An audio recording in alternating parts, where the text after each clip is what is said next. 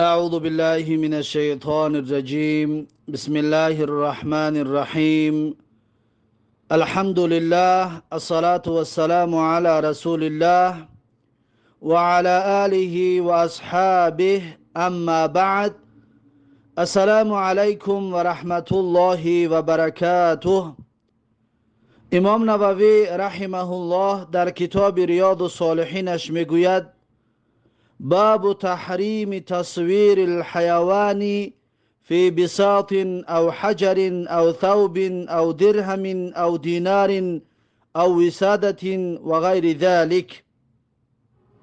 یعنی که باب در مسئله حرام بودن صورت حیوان را کشیدن در فی بساط، یعنی در فرش و در قالین، او حجر یا در دیوار، او ثوب یا در لباس، او درهم او دینار یا در درهم و دینار، یعنی در سوم صورت حیوان را کشیدن، او وسادت یا صورت حیوان را در بالیش کشیدن، و غیر ذلك و غیر این در دیگر چیزها کشیدن صورت حیوانه.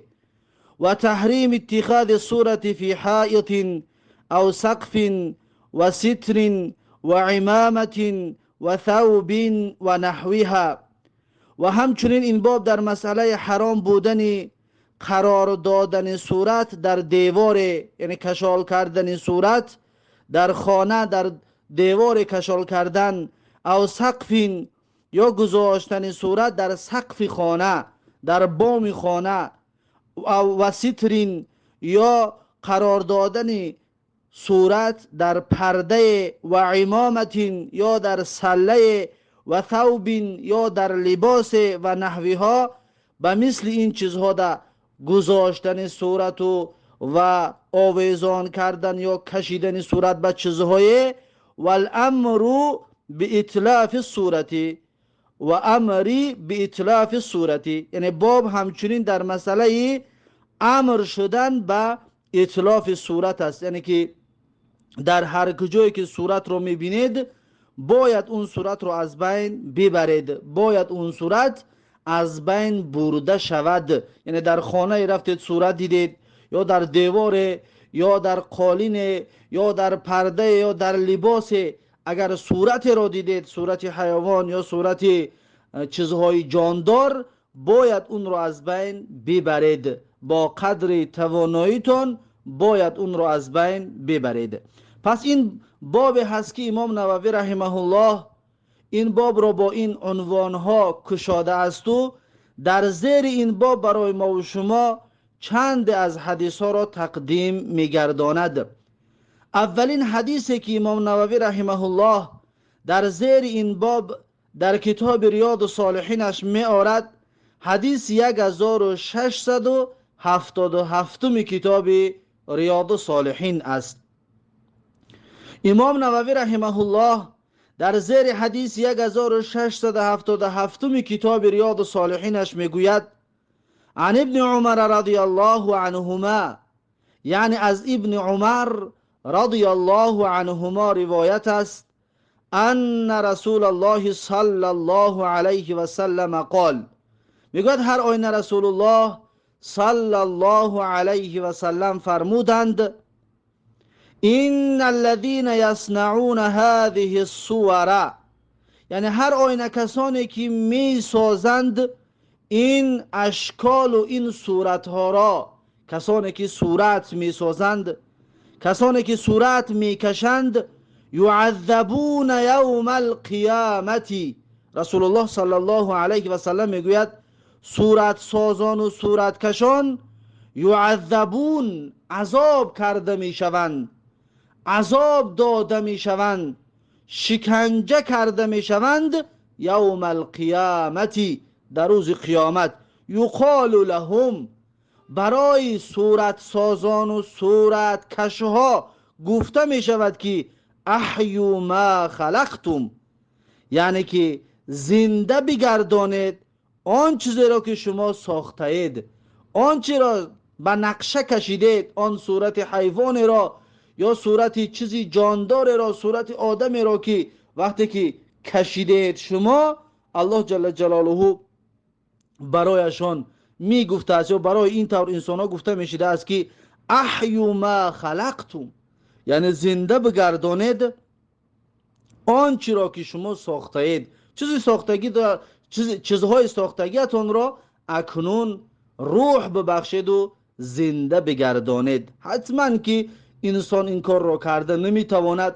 این خود یک شکنجه، این خود یک عذاب الهی بالای صورتکشان و صورتسازها می باشد. این حدیث متفق علیه است. این بود حدیث 1677 کتاب ریاض الصالحین. بعد از این امام نووی رحمه الله حدیث 1678 کتاب ریاض الصالحین را می آورد و می گوید و عن عایشه رضی الله عنها قالت، یعنی از عایشه رضی الله عنها روایت است که گفت قدم رسول الله صلی الله علیه و سلم من سفرین، میگه که آمد رسول الله صلی الله علیه و سلم از سفر. رسول الله از سفر به خانه اش بازگشت و قد سترت صحوة لی بقرام فیه تماثیل. حضرت عایشه مادرمان رضی الله عنها میگوید و قد سترت، پس میگه واقعا من پوشانده بودم، صحوة لی، یعنی اون دالان خانه ای که داشتم یا دریچه ای که داشتم، میگه اون دریچه هم رو پوشانده بودم، یعنی پرده کشیده بودم. صحوة لی علما میگویند میشود که دریچه ای که در خانه بین خانه و بین دالان هست اون رو در نظر دارند. بعضی میگن که تاقچه ای که در دیوارها ساخته می شود برای گذاشتن چیزهای دیوار را کمتر داخل میکنن، شکاف که میکنن، اون رو میگوین صحوه. پس هر کدامش که باشد حضرت عایشه رضی الله عنها میگوید چی دری خانه دری دالان باشد چی اون تاقچه باشد، میگه که من اون رو پرده گرفتم، اون رو پوشاندم بقرامین، و پرده که فیه تماثیل، در اون پرده تصویرهای جاندارها بود. میگه یک لباس قتی من پرده گرفتم، لباس رو پرده گرفتم و در دهن در دالان کشیدم یا در تاقچه هم کشیدم، اون لباسی که من پرده گرفتمش میگه در اون تصویر جاندارها بود. فلما رآه رسول الله صلی الله علیه و سلم تلون وجهه، پس میگه زمانی که دید رسول الله صلی الله علیه و سلم این پرده کشیده من رو، میگوید تلون وجهه، پس میگوید رنگ چهره رسول الله صلی الله علیه و سلم دیگرگون شد. وقتی رسول الله صلی الله علیه و سلم گناه و معصیت رو میدید چهره اش دیگرگون میشد. پس میگوید رنگ و چهره رسول الله صلی الله علیه و سلم دیگرگون شد. و قال، و میگه رسول الله صلی الله علیه و سلم گفتن که یا عایشه، تو ای عایشه، اشد الناس عذابا عند الله یوم القیامه الذين یضاهون بخلق الله.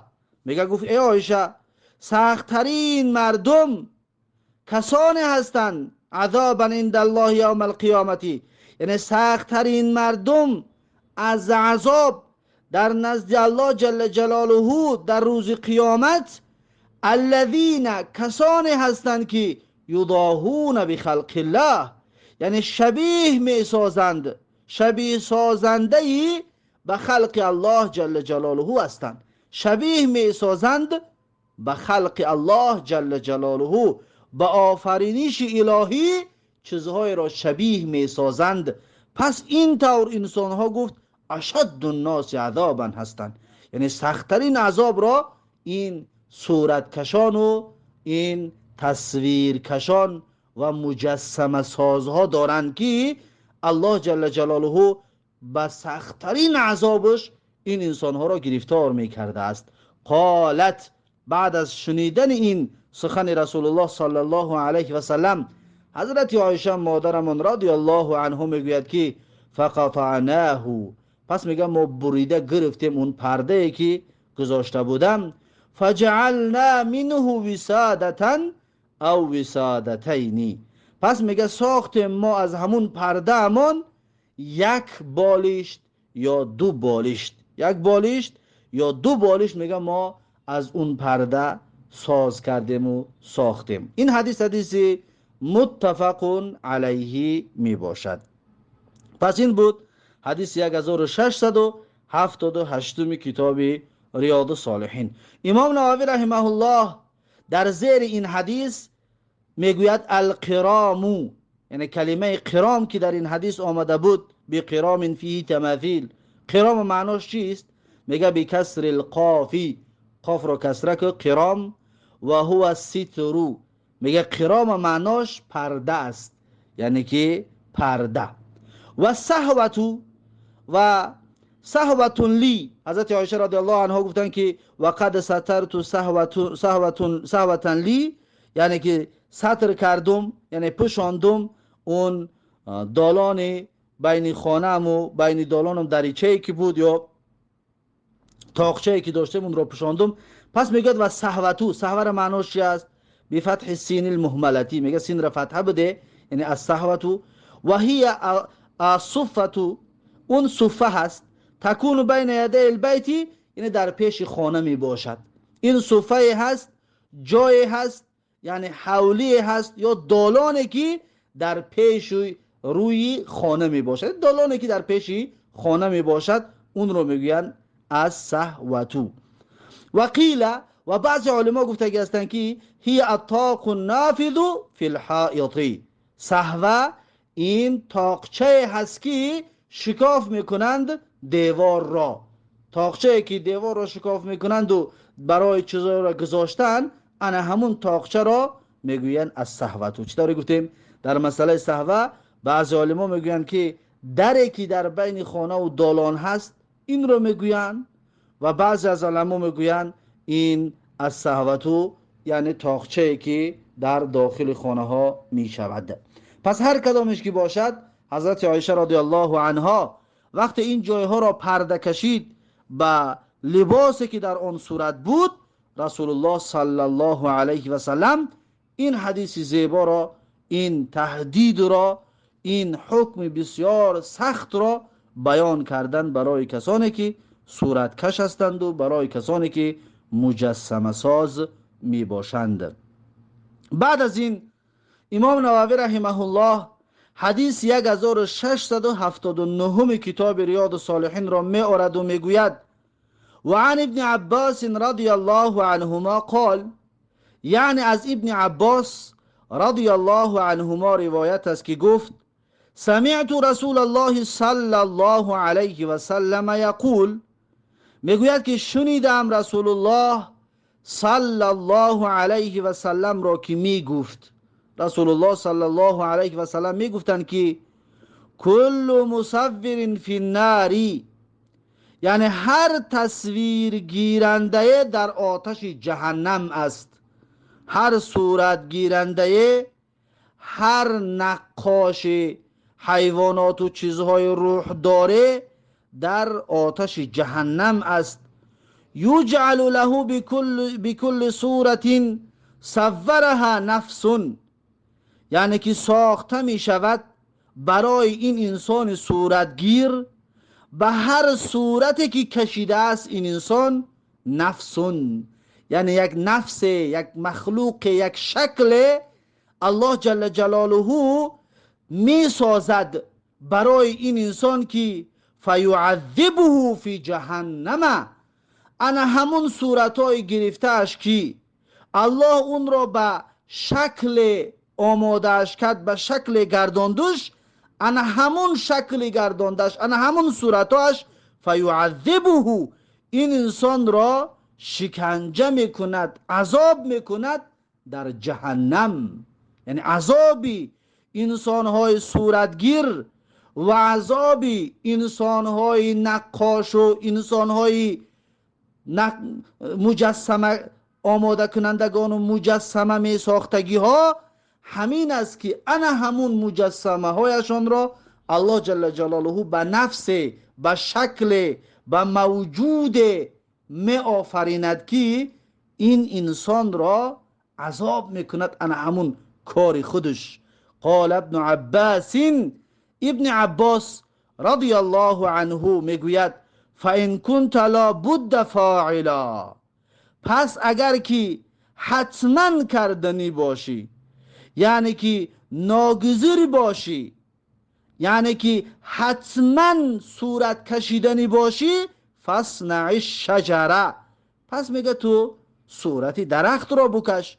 و ما لا روح فیه، چیزهای را بکش که در آن چیزها روح نباشد، یعنی چیزهای بیجان را در رسامیت استفاده بر مثلا خانه و مثلا درخت یا مثلا کوه و گل و این چیزها یا ماشین و این چیزها را رسم بکش، به نقاشی بدرار، اینها جایز است. اما چیزهای روحدار را، چیزهایی که جان دارند، چی از انسانیت و چی از حیوانات و پرنده ها، اینها را به نقاشی کشیدن، به نقاشی درآوردن حرام است و ناجایز است، سبب عذاب شدنی اون صورتکش میگردد. این از حدیث 1679 کتاب ریاض الصالحین، حدیث متفق علیه می باشد.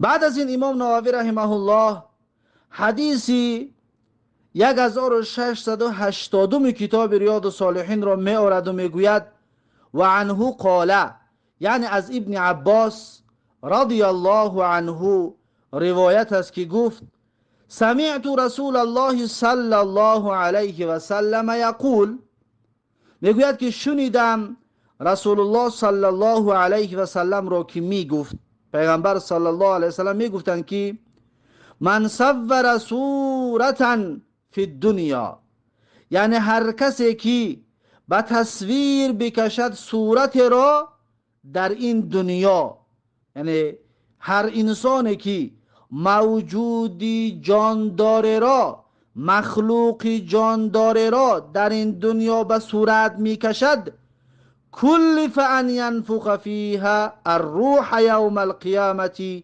وليس بنافخ، میگوید که کلف یعنی وظیفه دار کرده می شود اون انسانی نقاش، اون انسانی صورتکش، ان ینفخ فیها الروح، این که بدماند در همون صورتی کشیدش روح را، جان را بدماند، یوم القیامتی، این کار را الله جل جلاله این انسان را در روز قیامت میگوید امر میکند، ولیس بنافخ، ولیس بنافخ، و در حالی که این انسان توانایی جان دادن و روح دمیدن را ندارد، یعنی این انسان نمیتواند که آن صورتی کشیده اش را، آن مجسمه کشیده اش را، مجسمه آماده کرده اش را روح بدماند، یعنی زنده بگرداند. پس این انسان میگوید این کار را کرده نمیتواند، ولیس بنافخ، یعنی در حالی که این انسان توانایی زنده گرداندنی، روح دماندنی آن صورتش را ندارد. این حدیث حدیث متفق علیه می باشد. این بود حدیث 1680 کتاب ریاض الصالحین. بعد از این امام نووی رحمه الله حدیث 1681 کتاب ریاض الصالحین را می آورد و می گوید و عن ابن مسعود رضی الله عنه قال، یعنی از ابن مسعود رضی الله عنه روایت است که گفت سمعت رسول الله صلی الله علیه و سلم یقول، ابن مسعود رضی الله عنه میگوید شنیدم رسول الله صلی الله علیه و سلم را که میگفت این اشد الناس عذابا یوم القیامة المصورون، یعنی هر آینه سختترین عذاب در روز قیامت صورتگیرها هست. سختترین عذاب در روز قیامت کسانی هستند که اونها مجسمه سازی میکنن، اونها صورتی چیزهای جاندار را میکشند. پس میگوید اشد الناس عذابا هستند، یعنی که سختترین عذاب را در روز قیامت انسانهای صورتگیر دارند. این حدیث متفق علیه می باشد. این بود حدیث 1681 کتاب ریاض الصالحین. بعد از این امام نووی رحمه الله حدیث 1682 کتاب ریاض الصالحین را می آورد و می گوید وعن ابی هریره رضی الله عنه قال، یعنی از ابو هریره رضی الله عنه روایت است که گفت سمعت رسول الله صلی الله علیه و سلم یقول، میگوید شنیدم رسول الله صلی الله علیه و سلم را که میگفت، رسول الله صلی الله علیه و سلم میگفتند که قال الله تعالی، الله جل جلاله گفته است، یعنی که این حدیث قدسی می باشد. الله سبحانه و تعالی گفته است که و من اظلم ممن ذهب یخلق کخلقی. الله می گفته است که و من اظلم، و چی کسی ظالمتر هست، ممن ذهب، از اون کسی که می رود تا اینکه یخلق کخلقی، یعنی بسازد به مثل آفریده من. الله جل جلاله می گفته است چی کسی ظالمتر از کسی است که به مثل آفریده من میخواهد بیافرد، میخواهد موجود به وجود بیارد. فلیخلقوا ذرة، پس الله جل جلاله می گفته است اگر راستگو باشن، اگر استوار باشن این انسان ها، توانایی خلق کردنی، آفریدنی مخلوق را داشته باشن، فلیخلقوا ذرة، پس الله می گفته است که اونها خلق بکنن مورچه را. اگر واقعا می توانن مخلوق خلق بکنن، پس یک مورچه را خلق بکنن. او لیخلقوا حبة، یا خلق بکنن بیافرند حبة، یعنی یک دانه گندم را، یک دانه گندم بیافرند. او لیخلقوا شعیرة، یا بیافرند و به وجود بیارند شعیرة، یک دانه جو را. الله جل جلاله می گفته است اگر واقعا که اینها می توانند به مثل آفریده های من مخلوق را بیافرند، پس که یک دانه مورچه یا یک دانه گندم یا یک دانه جو را بیافرند، حتما اینها نمی توانند. ببینید که الله جل جلاله خورترین میده‌ترین چیز را براشون داده ایستاده است که به مثل اینها شما اول خلق بکنید. وقتی که این چیزهای خوردکک و میدهک را به مثلشون شما خلق کرده که نمیتوانید، پس متوجه و آگاه باشید که چیزهای کلان و بزرگ را به مثلش هیچگاه نخواهد آفرید، نخواهد که شما بتوانید بیافرید. پس چیزهای بزرگ و کلان را هیچگاه نمیتوانید. این حدیث متفق علیه می باشد. این حدیث هم دلیل صریح و آشکار و روشن است که مجسمه سازی به شکل انسان یا حیوان یا پرنده یا درنده حرام و ناجایز و نادرست می باشد. این بود حدیث 1682 کتاب ریاض الصالحین. بعد از این امام نووی رحمه الله حدیث 1683 کتاب ریاض الصالحین را می آورد و می گوید و عن ابی طلحه رضی الله عنه قال، یعنی از ابو طلحه رضی الله عنه روایت است که گفت ان رسول الله صلی الله علیه و سلم قال، میگوید که هر آینه رسول الله صلی الله علیه و سلم گفتند که لا تدخل الملائکة بیتا فیه کلب ولا صوره، یعنی که پیغمبر صلی الله علیه و سلم گفته است ملائکه ها در خانه که در داخل آن خانه سگ باشد یا صورت باشد نمی درآیند. ملائکه ها خانه هایی که سگ دارد یا در خانه هایی که صورت آویزان هست در دیوارش یا در سقف اون خانه یا در پرده های اون خانه، ملائکه ها در اون خانه ها نمی در آمده‌اند. این حدیث متفق علیه می باشد. پس این حدیث هم برای انسانی که ایمان به الله و پیغمبر دارد و ایمان به گفته الله و پیغمبر دارد و ایمان به برکت دارد بسیار یک دلیل قوی است که نباید سگ را یا صورت را در خانه راه داد یا آویزان کرد صورت را در خانه سگ را راه داد. چرا؟ زیرا اینکه اینها سبب می شود که برکت از خانه شما دور می شود و برکت از شما کم می شود، برکتتون گرفته می شود. این حدیث متفق علیه می باشد. این بود حدیث 1683 کتاب ریاض الصالحین.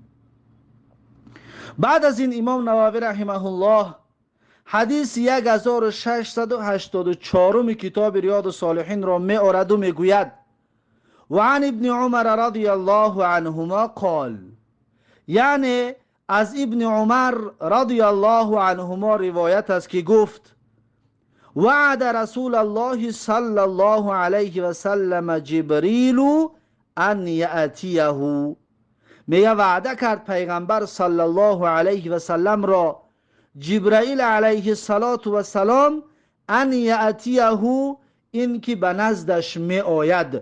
یعنی حضرت جبریل علیه السلام پیغمبر را وعده داد که فلان لحظه فلان ساعت به نزدش می آید.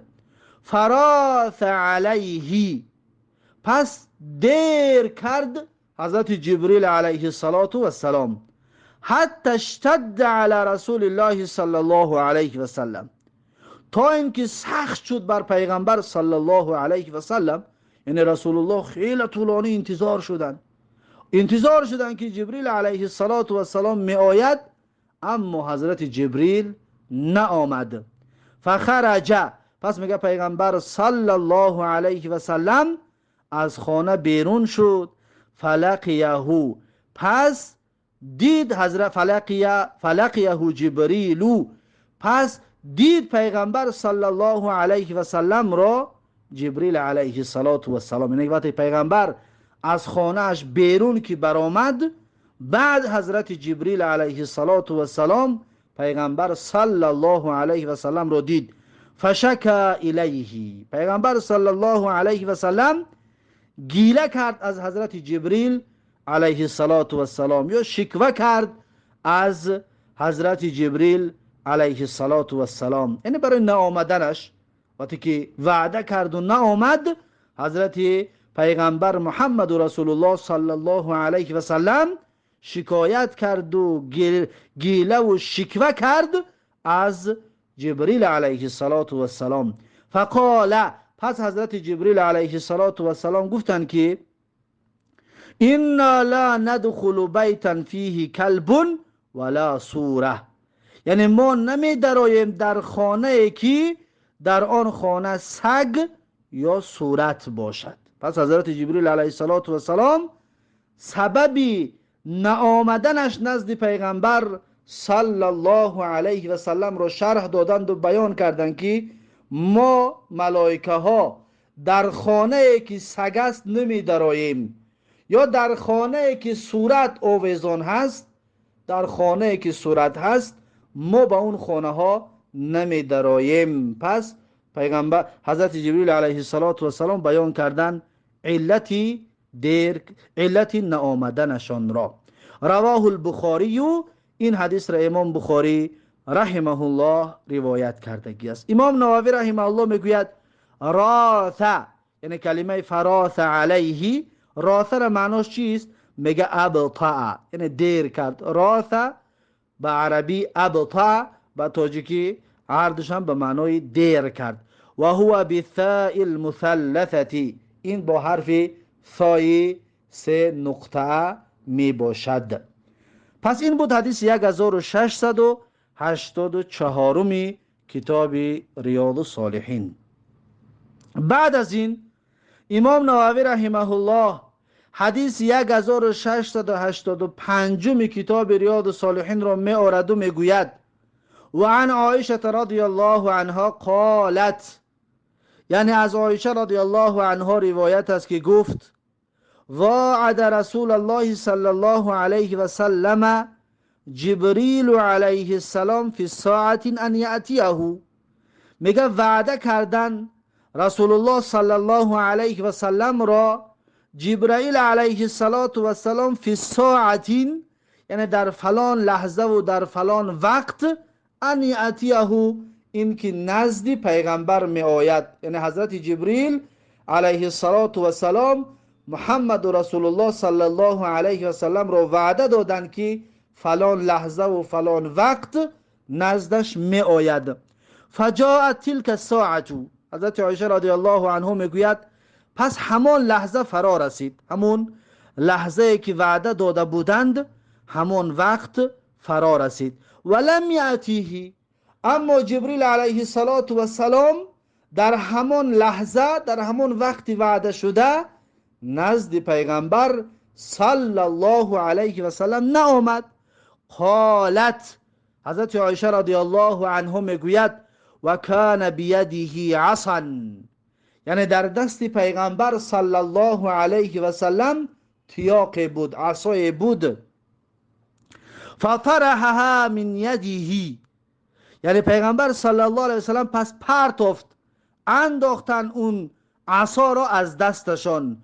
و هو یقول، و در حالی که رسول الله صلی الله علیه و سلم می گفتند که ما یخلف الله وعده ولا رسله، یعنی خلاف نمی کند الله جل جلاله به وعدهش و همچنین فرستاده های الله جل جلاله به وعده هایشان خلاف نمی کنند. یعنی که حضرت پیغمبر صلی الله علیه و سلم وقتی انتظار شدند که حضرت جبریل نآمدند، پس اون عصا را از دستشان پرتافتند و پس این سخن را گفتند که الله خلاف نمی کند به وعده دادش و همچنین فرستاده های الله به وعده های دادهشان خلاف نمی کنند. ثم التفت، بعد از این گپ رو گفتن میگه التفت، یعنی به اطرافش نگاه کرد پیغمبر صلی الله علیه و سلم، به این طرف اون طرف نگاه کرد. فاذا جرو یا جرو، فاذا جرو کلب، یا که جرو کلب تحت سریره، پس ناگهان میگه پیغمبر صلی الله علیه و سلم یک کوچک را، سگ بچه را در زیر کتشان دیدن. پیغمبر صلی الله علیه و سلم یک سگ بچه را دیدن که در زیر کت پیغمبر صلی الله علیه و سلم است. فقال، پس پیغمبر صلی الله علیه و سلم گفتن که متى دخل هذا الكلب، یعنی کی داخل خانه شده است این سگ، کی وارد خانه شد این سگ. فقلت، پس حضرت عایشه رضی الله عنها میگوید که والله ما دریت به، گفت قسم به الله متوجه نشدم، ندانستم کی در آمده است، یعنی نمیدانم کی در آمده است. فامر به فاخرج، پس پیغمبر صلی الله علیه و سلم امر کرد، فاخرج، پس اون سگ برآورده شد. یعنی پیغمبر امر کرد که اون سگ رو از خانه، اون سگ بچه رو از خانه بیرون کنن. پس اون سگ بچه میگه از خانه بیرون کرده شد. فجاءه جبریل علیه السلام، بعد از اون که سگ بچه از خانه بیرون کرده که شد، حضرت جبریل علیه السلام آمدن نزد پیغمبر صلی الله علیه و سلم. فقال رسول الله صلی الله علیه و سلم، پس میگه گفت رسول الله صلی الله علیه و سلم که وعدتنی، یعنی تی جبریل علیه السلام تو من رو وعده کردی، فجلست لک ولم تأتینی، یعنی من انتظار تو نشستم ولم تأتینی و تو به نزد من نآمدی، یعنی وعده هم کردی اما من به وعده کردگیت انتظارت شدم، تو نزد من نآمدی ای جبریل.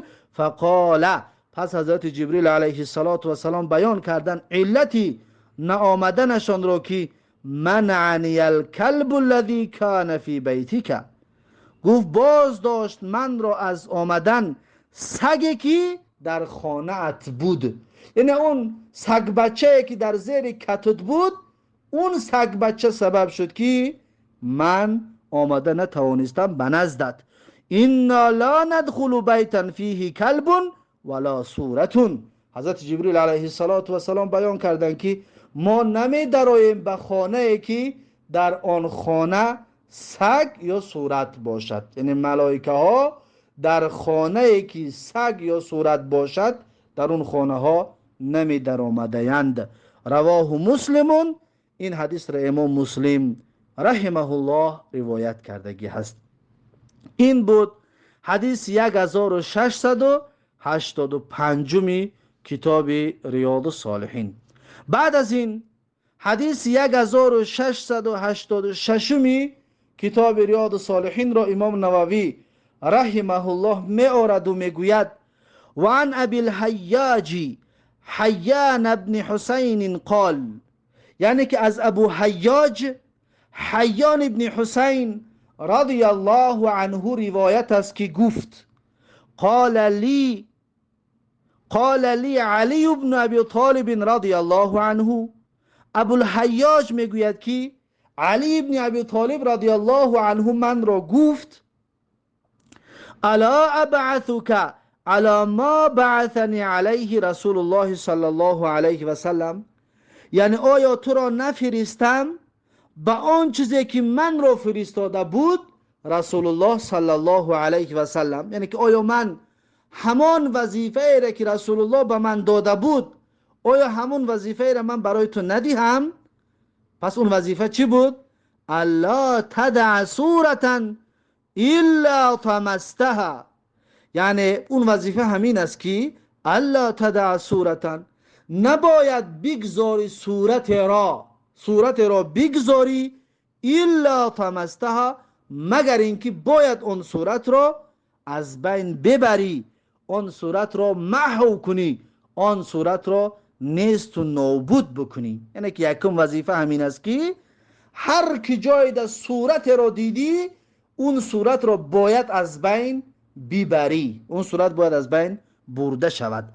ولا قبرا مشرفا الا سویته، و همچنین نباید بگذاری قبری بلند را، قبرهایی را که بلند کردگی هستند یا قبرهایی را که در بالاش ساختمان کردگی هستند، در بالاش بنا ساختند، پس اون قبرها را گفت نباید بگذاری الا سویته، مگر اینکه اون را گفت باید به خاک یکسانش کنی، باید اون قبرها را گفت هموار کنی، اون قبرها را از بین ببری، یعنی نگذاری که قبرها در بالایشان ساختمان بکنند، قبرها را بلند بکنند و قبرها را در بالاش سنگی نوشته شده بگذارند یا قبرها را بالایشان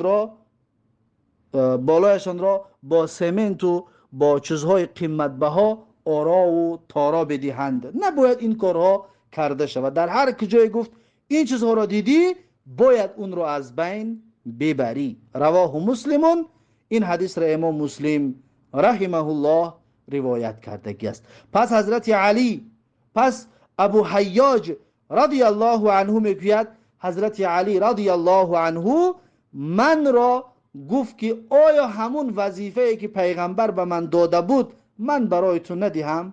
پس هر کسانی که در این شب و روز و تا روز قیامت صورت را میبینن از بین میبرن، پس اون پیروی رسول الله صلی الله علیه و سلم و پیروی حضرت علی رضی الله عنه میباشد. و هر کسی قبر بلند را میبیند اون قبر را از بین میبرد، اون انسان هم همچنین به مثل اون انسان هم همچنین پیروی محمد رسول الله صلی الله علیه و سلم و پیروی حضرت علی رضی الله عنه می باشد. پس باید هر مسلمان این وسیله های رسیدن به شرک را از بین ببرد. پس در بالای قبر گذاشتن سنگ ها، نوشتن آیت ها، گذاشتن صورت مرده و نام و نسب و روز و سال تولد و مردن اون مرده را نوشتن، این حرام و ناجایز و نادرست می باشد. پس این بود باب حرام بودن کشیدن صورت حیوانات در قالین یا در سنگ و در دیوال و در لباس و در پول و در بالشت و در اینها کشیدن صورت ها، یا بالشتی که از صورت، لباسی که از صورت آماده شدگی هست یا لباسی که صورت دارد اونها را گرفتن، یعنی که لباس پوشیدن یا استفاده بردن، این ناجایز و نادرست می باشد، مگر اینکه در زمین باشد، یعنی در جایهای بی ارزش باشد، مثلا در زیر پا باشد، اگر جایز است، مشکل ندارد. اما بهتر و افضل است که از اون دور شدن، زیرا اینکه الله سبحانه و تعالی میگوید که در سوره بقره آیت 286 لا یکلف الله نفسا الا وسعها، یعنی الله جل جلاله وظیفه‌دار نکرده است هیچ نفس را مگر به اندازه تواناییش. پس در این شب و روز از صورت‌ها دور شدن خیلی مشکل است، زیرا اینکه هر پول را می‌بینید در بالای اون صورت است، یا لباس‌ها بسیار چیزهایی هست، یا هر چیزی برای خانه می‌خرید برای زیر پرتافتن زمین، یا که چیزهایی که در نزد در گذاشته میشوند، اینها اکثرشان صورتدار هستند و از اینها ما سعی و کوشش میکنیم به قدر توانایی خودمون دور میکنیم. اما از سوم و از اینها امکان خودمون دور کردن نداریم، پس اینها را استفاده میبریم، در این صورت معذور هستیم، استفاده اشان میبریم، اما گناه این بر سر همون کسانی هستند که اونها این پولها را با صورت آماده کردند و با صورت برای مردم تقدیم کردند. گناهی این بر سر همون کسانی هستند که آن سومها را با صورت در نقشه گرفتند، گناهش بر سر همون ها است. پس ما گناهگار نمیشویم، زیرا اینکه بیرون از طاقت ما هست، یعنی که ما نمیتوانیم که از استفاده بردن پولها دست بکشیم به خاطر آنه که صورت دارد گفته. این امکان را که نداریم، پس استفاده اش میبریم به مشکل و به پرابلم، اما گناهش به سر همون کسانی هستند که این پولها را با صورت آماده کردند. پس این باب با همین حدیث 1686 کتاب ریاض الصالحین به آخر رسید و بعد از این باب نو شروع می شود، باب تحریم اتخاذ الكلب الا لصید او ماشیت او زرع، یعنی باب در مسئله حرام بودن نگه داشتن سگ مگر برای شکار یا برای گوسفند، برای رمه را نگاه کردن، یا برای کشاورزی، زمین کلان و کشاده داری، برای نگاه کردن اون زمین نگاه کردن سگ جایز است در همین سه صورت. در غیر این نگاه داشتن سگ ناجایز و حرام می باشد. این باب نو هست، این باب رو انشاءالله درس آینده خواهیم گرفت. پس این بود درس امروزمون، با همین درس امروزه را به پایان می رسانم تا درس آینده. الله حافظ و مددگار. بارک الله فیکم و جزاکم الله خیرا و السلام علیکم و رحمت الله و برکاته.